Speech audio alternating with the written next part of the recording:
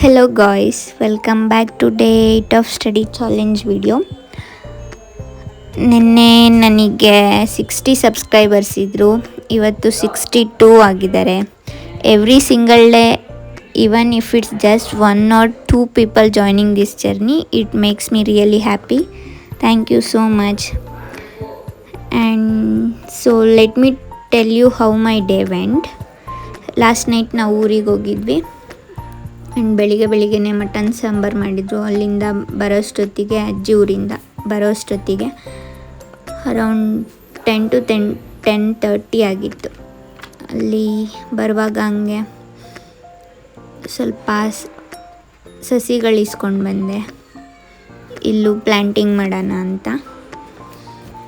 And ಇವತ್ತು ಓದೋಕ್ಕೆ start ಮಾಡಿದ್ದು ಕೂಡ ಲೇಟ್ ಆಯಿತು. ಅಲ್ಲಿಂದ ಬಂದಮೇಲೆ ಆ ಸಸಿಗಳನ್ನ ಮತ್ತೆ ಎಲ್ಲ ನೆಟ್ಟು ಮನೆಗೆ ಬಂದಿದ್ದೆ 11:30 ಆಗಿತ್ತು ಆ ಬಿಸಿಲಲ್ಲಿ. That's why I started studying A little late today. But even I started late, I am happy because I completed Asian history today. Finishing A subject always gives me a different kind of satisfaction.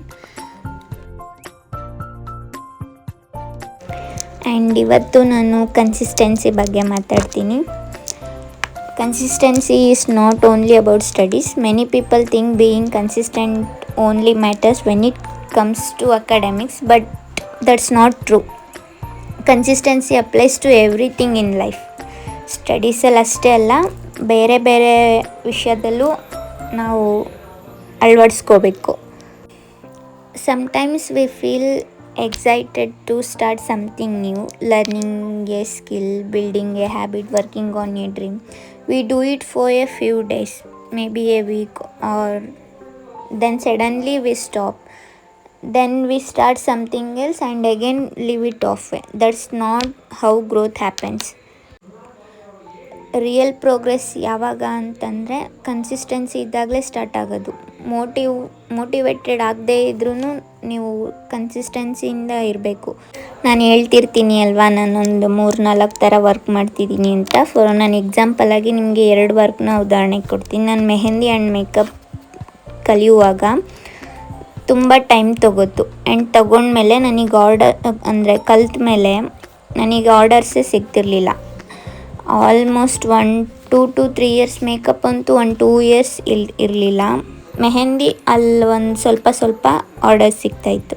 But ಇವಾಗ okay, 2 ಪರವಾಗಿಲ್ಲ. ಹಂಗೆ ಎಲ್ಲವೂ time ತೊಗೊಳುತ್ತೆ, ನಾವು ಕಲಿತಾ ಹೋಗಬೇಕು. ನಾನು ಮೆಹಂದಿ ಕಲಿಯೋಕ್ಕೆ ಇಲ್ಲ ಅಂದರೂ ಒಂದು 6 months ಟೈಮ್ ತೊಗೊಂಡಿದ್ದೀನಿ. ನಾವು ಕಲಿತಾ ಇರಬೇಕು, ಏನು ಕೈ ಬಿಡಬಾರ್ದು. ಒಂದು 3-4 ದಿನ ಫುಲ್ ಎಕ್ಸೈಟೆಡಾಗಿ ವರ್ಕ್ ಮಾಡಿಬಿಡೋದು, ಆಮೇಲೆ ಬೋರಿಂಗ್ ಆಯಿತು ಅಂತ ಕೈ ಬಿಟ್ಬಿಡೋದು, ಹಂಗಲ್ಲ. ಫಾರ್ ಎಕ್ಸಾಂಪಲ್, ಇವಾಗ ನಂದು ಈ ಚಾನಲ್ಲೇ ತೊಗೊಳ್ಳಿ, ಜಸ್ಟ್ 62 ಸಬ್ಸ್ಕ್ರೈಬರ್ಸ್ ಇದ್ದಾರೆ. ಸ್ಟಾರ್ಟಿಂಗ್ 13 ಇದ್ದರು. ಡೇ ಬೈ ಡೇ ಒಂದೊಂದಾಗೆ ಇಂಪ್ರೂವ್ ಆಗ್ತಾ ಹೋಗ್ತಿದೆ. ಮತ್ತು ಸ್ಟಾರ್ಟಿಂಗ್ ವೀಡಿಯೋಸ್ 4-5 ವ್ಯೂಸ್ ಅಷ್ಟೇ ಇರ್ತಿತ್ತು. ಆ್ಯಂಡ್ ಇವಾಗ ಅಟ್ಲೀಸ್ಟ್ 50 ಎಬೋ ಆದರೂ ರೀಚ್ ಆಗ್ತಾಯಿದೆ. ಹಂಗೆ ಮುಂದಿನ ದಿನದಲ್ಲಿ ಇನ್ನೂ ಜಾಸ್ತಿ ಆಗ್ಬೋದು, ಹೇಳೋಕ್ಕಾಗಲ್ಲ. ಬಟ್ ನಾವು ಕನ್ಸಿಸ್ಟೆನ್ಸಿ ಮೇಂಟೈನ್ ಮಾಡಲೇಬೇಕು. So whatever you are doing, whether it's studying, learning, working or building your future, stay consistent and trust the process.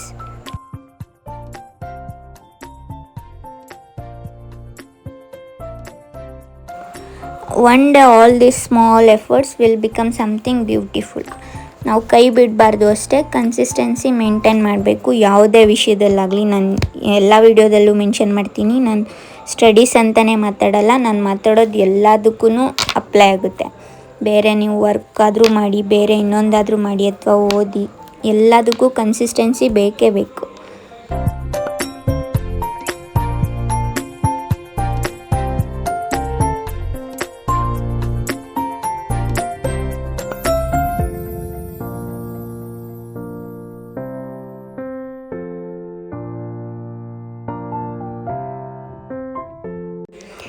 And ಈ ಥರ ಕಾಂಪಿಟೇಟಿವ್ ಎಕ್ಸಾಮ್ಸ್ ಓದ್ತಿರೋರು MCQ ಹೇಗೆ ಪ್ರಾಕ್ಟೀಸ್ ಮಾಡಬೇಕು ಅಂತಂದರೆ, ನಾನು ಮಾಡೋದು ಹೇಳ್ತೀನಿ.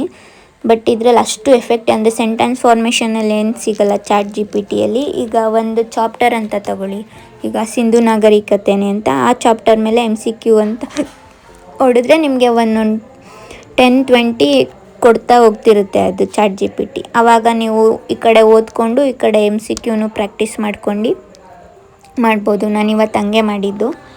ಫುಲ್ ಏಷ್ಯಂಟ್ ಹಿಸ್ಟ್ರಿನ ಕಂಪ್ಲೀಟ್ ಮಾಡಿದೆ, ಜೊತೆಗೆ MCQನೂ ನೋಡ್ಕೋತಾ ಇದೆ. ಈ ಕಡೆ ಟೆಸ್ಟ್ ಸೀರೀಸು ಅಟೆಂಡ್ ಮಾಡ್ದಂಗೆ ಆಗುತ್ತೆ, ಈ ಕಡೆ ಓದಿದಂಗೂ ಆಗುತ್ತೆ.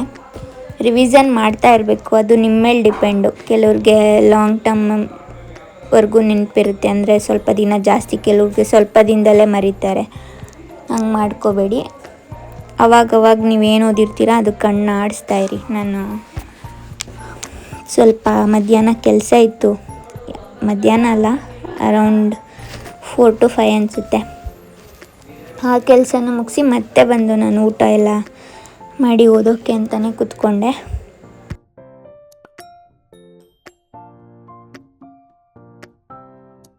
ಮ್ಯಾಪ್ ವರ್ಕು ತುಂಬ ಇಂಪಾರ್ಟೆಂಟು, ಜಿಯೋಗ್ರಫಿಯಲ್ಲೂ ಇಂಪಾರ್ಟೆಂಟು, ಈವನ್ ಹಿಸ್ಟ್ರಿಯಲ್ಲೂ map work important.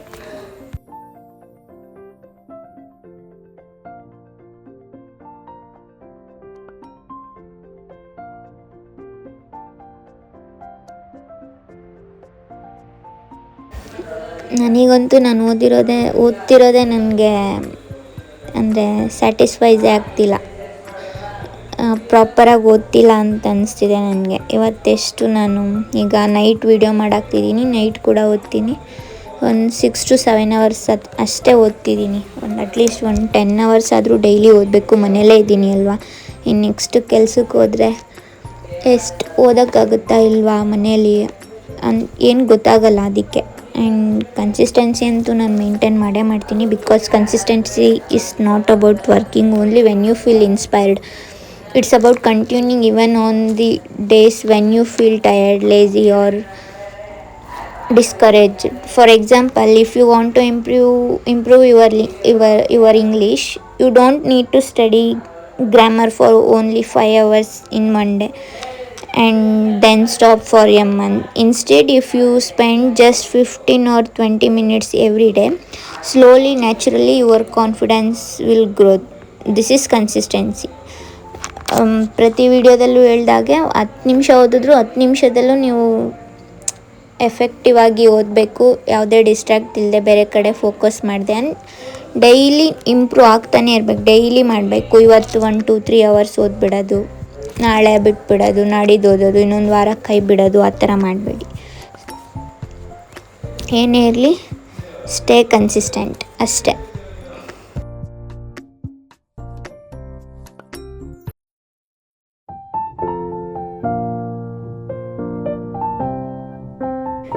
In the next video, I will talk about consistency. That's all for today's video. Okay, bye bye. See you in the next video.